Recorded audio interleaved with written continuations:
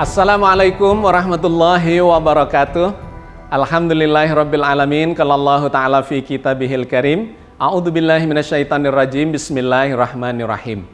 Wa ma khalaqnas samaa'a wal arda wa ma bainahuma la'ibin. Wassalatu wassalamu ala nabiyyina Muhammadin wa ala alihi wa ashabihi wa ummatihi ajmain. Kita berjumpa di dalam program Islam Futuristik episode yang ke-108. Kita masih akan melakukan kajian menarik dan mendalam, semakin fokus dan semakin mendalam terkait dengan eksistensi jagat raya dibandingkan dengan eksistensi ilahiyah atau eksistensi Allah. Bahwa segala sesuatu yang ada di jagat raya ini sesungguhnya adalah berada di dalam dirinya belaka. Kita sudah melakukan kajian dalam sejumlah episode. Hari ini saya akan menggunakan episode ini untuk menjelaskan dan menjawab sebuah komentar di dalam forum kita. Di mana di sana dikatakan bahwa penjelasan-penjelasan saya antar episode dengan episode yang lainnya terjadi ketidakkonsistenan atau tidak nyambung atau diistilahkan dia konslet katanya. Nah, saya ingin memperjelas hal itu, mengklarifikasi dalam kesempatan ini supaya konsletnya itu kemudian terklarifikasi bahwa tidak ada yang konslet. Karena sesungguhnya semua itu adalah penjelasan yang holistik dan komprehensif belaka. Ada dua komentar yang dia berikan di dalam episode yang lalu. Yang pertama, dia mengatakan terkait dengan dalil yang saya gunakan untuk menggambarkan keseimbangan jagat raya, yaitu surat Al-Mulk ayat 3. Dia mengatakan bahwa ayat ini bercerita tentang keseimbangan jagat raya. Tetapi kenapa saya menggunakan ayat ini untuk menggambarkan atau menjadi dalil bagi kesetimbangan jagat raya sebelum diciptakan? Dia mengatakan ini tidak nyambung. Yang ingin diceritakan adalah kesetimbangan, tetapi dalilnya ayat yang dipakai adalah bercerita tentang keseimbangan. Oke, nanti kita klarifikasi. Yang kedua, dia mempertanyakan terkait dengan ada dan tiada. Dia menyebut bahwa di beberapa episode yang lalu saya mengatakan jagat raya ini diciptakan Allah dari dirinya yang maha ada. Artinya jagat raya berasal dari keberadaan yang maha ada. Tetapi kenapa di episode yang lalu saya kemudian mengatakan bahwa alam semesta diciptakan dari ketiadaan? Sekali lagi dia mengatakan ini konslet, tidak nyambung. Sahabat sekalian, mari kita klarifikasi dua komentar ini terkait dengan penjelasan saya sebelumnya. Apakah terjadi ketidakkonsistenan ataukah sesungguhnya hanya sekedar ketidakfahaman dari sahabat kita memahami apa yang saya sampaikan. Sebelum melangkah lebih jauh, saya ingin terlebih dahulu mengapresiasi pertanyaan-pertanyaan dan komentar-komentar dari sahabat sekalian di dalam forum kita. Poin penting yang ingin saya sampaikan di dalam seluruh kajian saya adalah mendinamisasi pemikiran umat Islam. Janganlah umat Islam ini hanya menerima dan ikut-ikutan yang itu dilarang oleh Al-Quran di dalam beragama. Allah mengatakan bahwa beragama ini tidak boleh ikut-ikutan kecuali punya ilmunya. Wala takfu ma laisa laka bihi ilmun. Janganlah kalian mengikuti segala sesuatu yang kalian tidak punya ilmunya. Jadi dalam kesempatan ini saya ingin menegaskan kembali bahwa poin penting dari seluruh kajian kita di dalam channel ini adalah mendinamisasi pemikiran umat Islam. Maka saya mengapresiasi kawan-kawan yang bertanya, kawan-kawan yang berkomentar, bahkan kawan-kawan yang mengkritisi pemikiran-pemikiran saya. Itu semuanya mendapatkan apresiasi yang sama. Poin pentingnya adalah setiap pertanyaan, komentar, dan kemudian pengkritisan itu selalu dilakukan berdasar akal sehat, berdasar dalil-dalil yang kuat, dan berdasar argumentasi-argumentasi ilmiah yang dibenarkan dalam masyarakat ilmiah. Jadi jangan ragu untuk bertanya. Jangan ragu untuk berkomentar, bahkan jangan ragu untuk mengkritisi berbeda pendapat dengan saya. Karena bisa saja saya salah, itu biasa saja. Saya bukan siapa-siapa yang kemudian harus selalu benar pendapat saya. Ulama juga bukan, ustadz juga bukan, habib juga bukan, ilmuwan juga bukan. Lantas siapa? Sama seperti Anda, saya adalah umat Islam yang sedang belajar bersama Anda untuk memahami petunjuk-petunjuk dari kitab suci kita yang mulia. Mudah-mudahan dengan cara ini kita bisa mendinamisasi pemikiran umat ini menjadi umat yang teladan kembali di dalam peradaban yang selama beberapa ratus tahun terakhir ini kita mengalami masalah terkait dengan khasanah keilmuan atau budaya keilmuan kita. Oke sahabat sekalian, mari kita lanjutkan kajian kita menjawab komentar dan kritik dari sahabat kita di dalam forum ini. Yang pertama, terkait dengan surat Al-Mulk ayat 3. Mari kita baca kembali ayatnya, yaitu ketika Allah bercerita tentang mekanisme keseimbangan jagat raya. Apa kaitannya dengan kesetimbangan? Berikut ayatnya. Alladzi khalaqa sab'a samawatin tibaqa ma tara fi khalqir rahmani min tafawut farji'il basara hal tara min futur. Yang telah menciptakan 7 langit berlapis-lapis. Kamu sekali-kali tidak melihat pada ciptaan Tuhan yang Maha Pemurah sesuatu yang tidak seimbang. Maka lihatlah berulang-ulang. Adakah kamu lihat sesuatu yang tidak seimbang? Ayat ini berbicara atau menginformasikan tentang mekanisme keseimbangan jagat raya.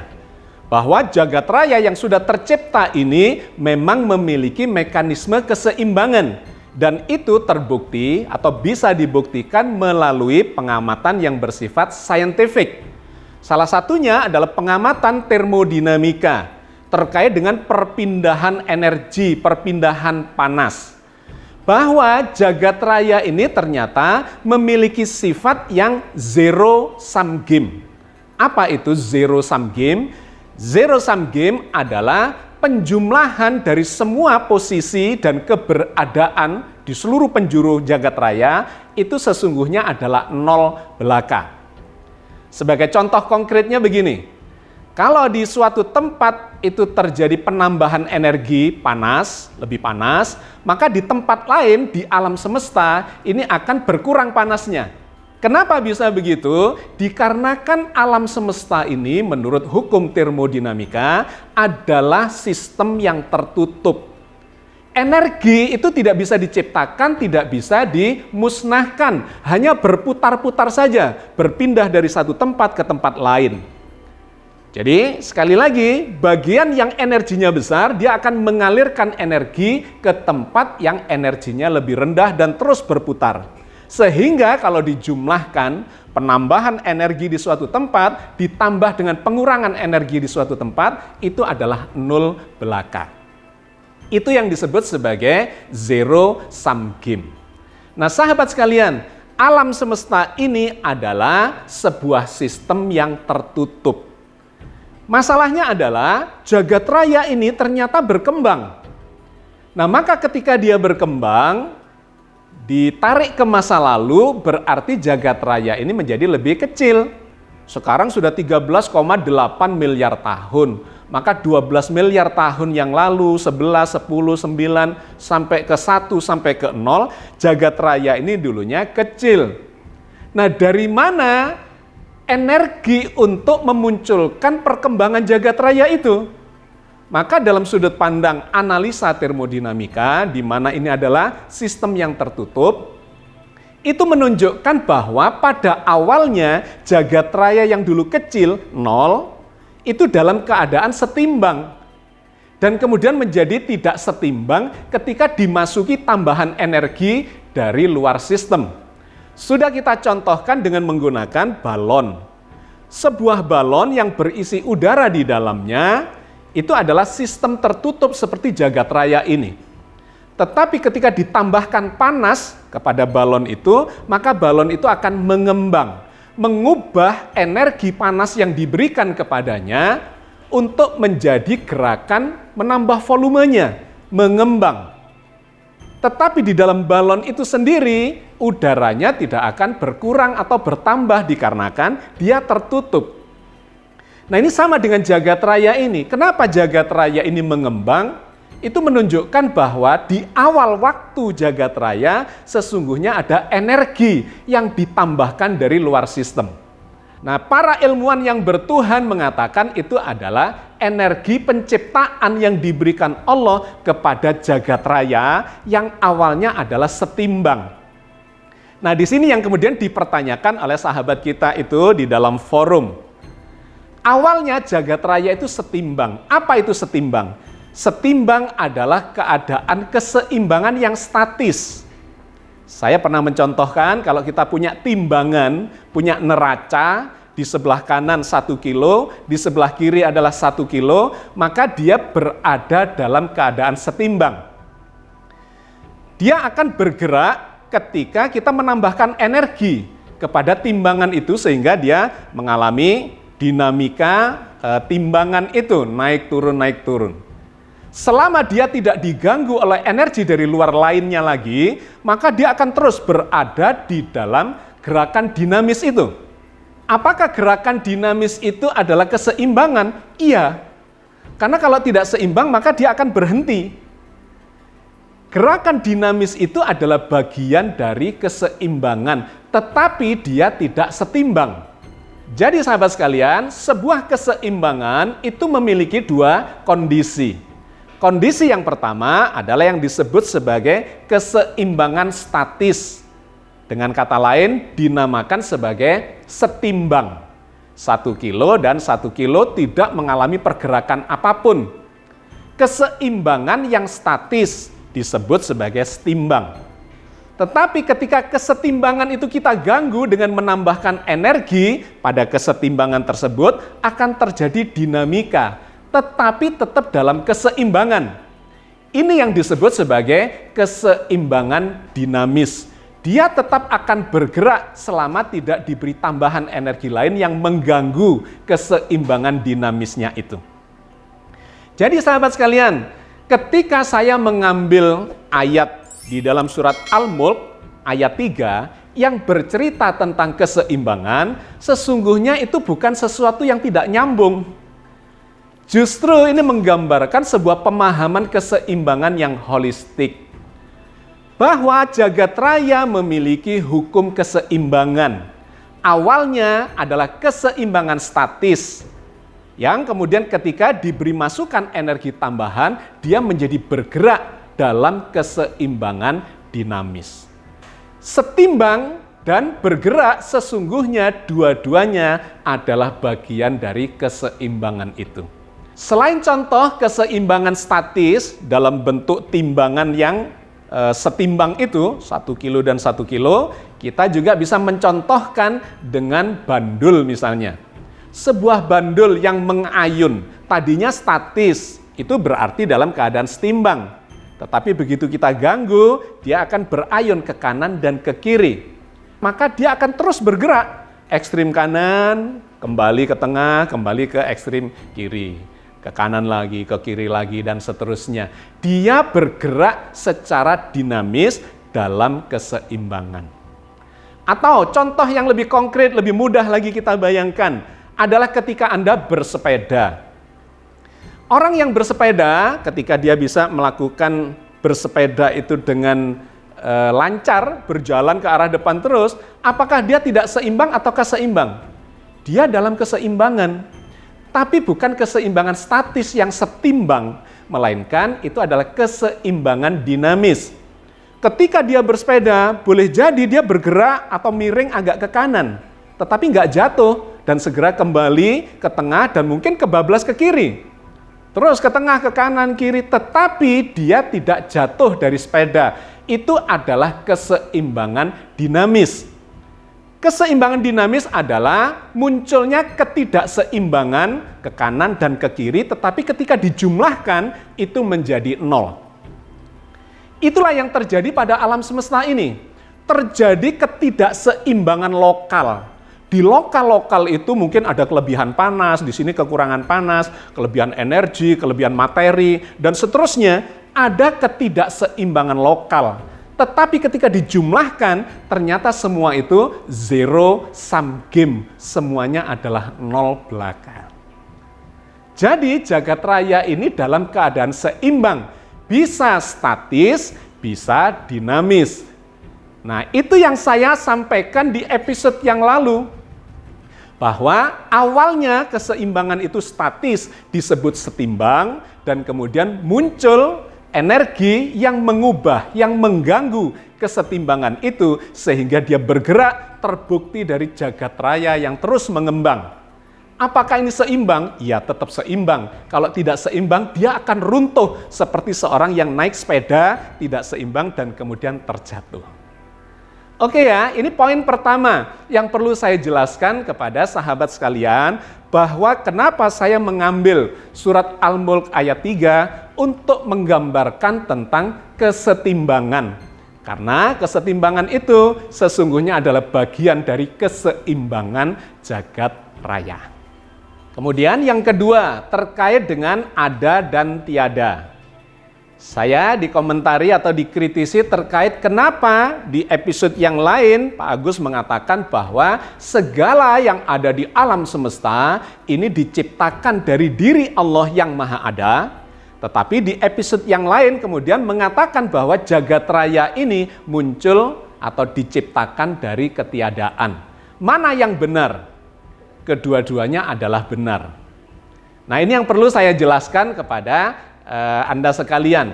Apa yang dimaksudkan dengan bahwa alam semesta diciptakan dari ketiadaan itu? Sebenarnya saya pernah membahas di episode yang lain, tetapi saya coba pertegas lagi dalam kesempatan kali ini. Bahwa ada dan tiada itu menjadi sifat dari makhluk.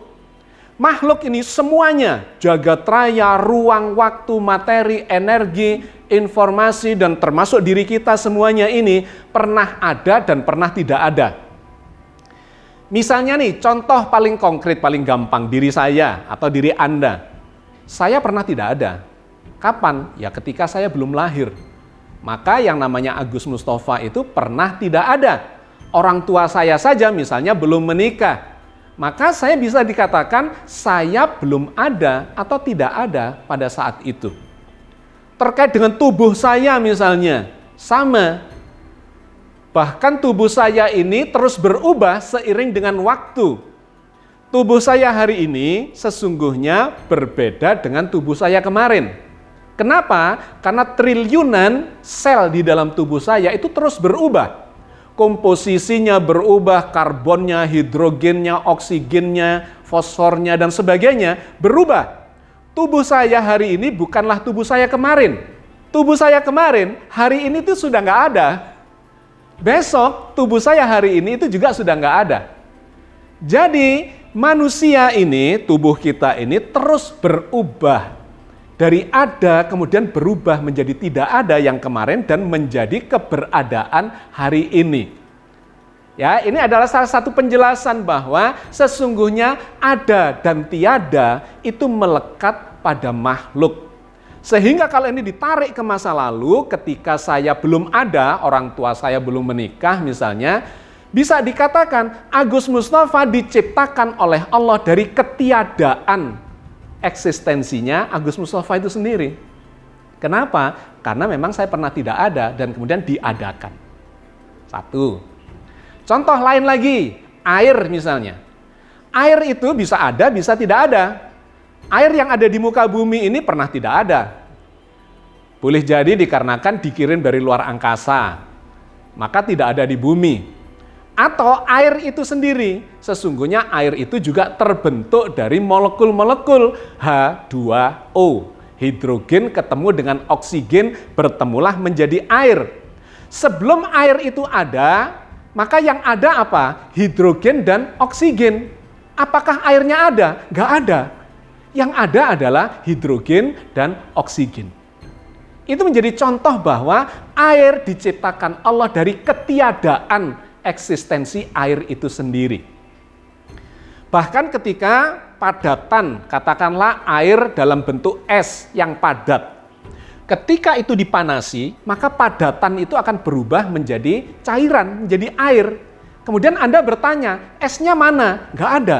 Yang ada adalah air, yaitu kan bentuknya saja. Iya. Kalau air itu kita panasi lagi, apa yang terjadi? Airnya hilang, menjadi uap. Ya, tapi uap itu kan masih H2O dalam bentuk gas. Oke, ketika uap itu diberi panas lebih besar lagi, H2O-nya hilang, berubah menjadi hidrogen dan oksigen. Airnya tidak ada sudah. Hidrogen dan oksigen dipanasi lagi, dia akan terurai menjadi partikel-partikel subatomik. Dipanasi lagi, dia akan berubah menjadi plasma. Dipanasi lagi, berubah menjadi energi, dan seterusnya menjadi kuantum. Jadi sahabat sekalian, Anda lihat ini, segala sesuatu yang ada di jagat raya itu muncul dari ketiadaan eksistensinya. Maka kita bisa mengatakan bahwa segala yang ada, ruang, itu berasal dari ketiadaan ruang. Waktu berasal atau diciptakan dari ketiadaan waktu. Materi, energi, informasi, semua diciptakan Allah dari ketiadaan eksistensi masing-masingnya itu. Inilah yang saya maksudkan di episode yang lalu, bahwa jagat raya diciptakan oleh Allah dari ketiadaan jagat raya. Tetapi ketiadaan jagat raya itu berada di mana? Berada di dalam keberadaan eksistensi Allah. Dikarenakan sesungguhnya Allah itu adalah mutlak. Allah selalu ada, tetapi makhluk itu antara ada dan tidak ada. Nah, yang ada dan yang tidak ada, sesungguhnya semuanya berada di dalam Allah, diliputi oleh Allah. Allah mutlak ada, di dalam keberadaannya itu ada ketiadaan eksistensi makhluknya dan ada keberadaan eksistensi makhluknya. Oke ya, mudah-mudahan jelas penjelasan ini bahwa kenapa saya di satu episode mengatakan bahwa jagat raya muncul dari ketiadaan. Ya, secara saintifik atau secara spiritual digambarkan jagat raya diciptakan dari ketiadaan. Ketiadaan apa? Ketiadaan jagat raya itu sendiri. Tetapi ketika kita bicara tentang ketauhidan secara spiritualitas yang mengarah kepada eksistensi ilahiyah, maka semua ketiadaan jagat raya itu sesungguhnya berasal atau berada di dalam keberadaan Allah yang Maha Ada. Maka itulah yang digambarkan Allah di dalam Al-Quran, misalnya surat An-Nisa 126. Walillahi ma fis samawati wa ma fil ardi wa kanallahu bikulli syai'im muhita. Kepunyaan Allah lah segala yang di langit dan segala yang di bumi. Dan adalah Allah maha meliputi segala sesuatu. Segalanya ini miliknya belaka. Dan kemudian di dalam dirinya belaka. Sehingga digambarkan oleh ayat ini, wa kanallahu bikulli syai'in muhita. Dan adalah Allah, wa kanallahu, dan adalah Allah bikulli syai' terhadap segala sesuatu, apa saja, ruang, waktu, materi, energi, informasi, muhita, meliputi. Artinya kalau diliputi oleh Allah itu berada di dalam dirinya. Pasti bukan di luar dirinya. Kalau segala sesuatu di jagat raya ini berada di luar dirinya, maka Allah tidak akan mengatakan segala sesuatu berada atau diliputi olehnya. Semua yang diliputi olehnya berarti di dalam dirinya. Berapa jaraknya digambarkan? Wa nahnu aqrabu ilaihi min hablil warid. Allah lebih dekat kepadamu misalnya terhadap manusia, lebih dekat daripada urat lehermu yang tidak ada jaraknya, karena urat leher itu sudah berada di dalam diri kita. Maka seluruh triliunan sel-sel tubuh kita sesungguhnya diliputi oleh Allah. Kalau dilanjutkan lagi, penyusun sel itu, molekul-molekulnya berada di dalam Allah. Dilanjutkan lagi, atom, inti atom, partikel subatomik, quark, dan segalanya sampai ke kuantum itu berada di dalam dirinya belaka. Sebutlah yang sampai paling halus, maka semua itu berada di dalam diri Allah yang maha halus, Al-Latif.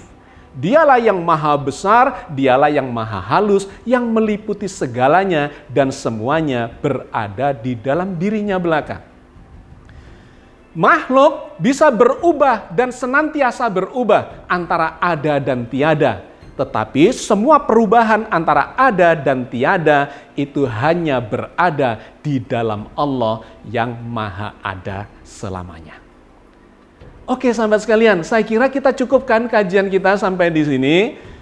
Mudah-mudahan sudah jelas yang saya maksudkan dengan dua pertanyaan yang tadi saya klarifikasi. Satu terkait dengan hukum keseimbangan jagat raya, di mana di dalamnya ada kesetimbangan alias keseimbangan statis dan kemudian keseimbangan dinamis. Semuanya bisa mengacu kepada surat Al-Mulk ayat 3. Dan yang kedua terkait dengan ada dan tiada.